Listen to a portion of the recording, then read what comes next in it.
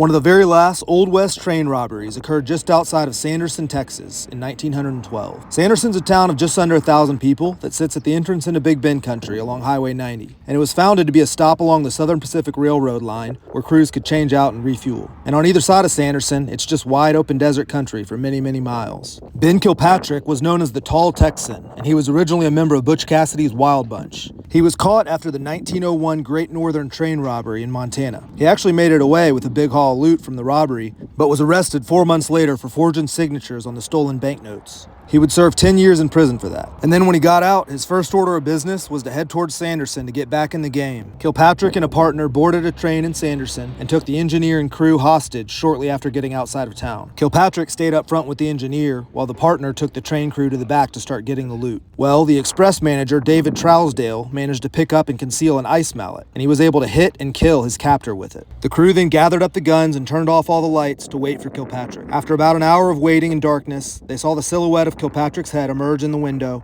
and he was shot and killed by David Trousdale. They then took the train back to Sanderson, where the bodies of the two train robbers were pulled out and propped up in front of the train depot, and a pretty famous photograph was taken that you can Google if you're interested. The two train robbers were buried in a cemetery in Sanderson, where they still remain today, and David Trousdale was rightfully regarded as a hero of the whole ordeal.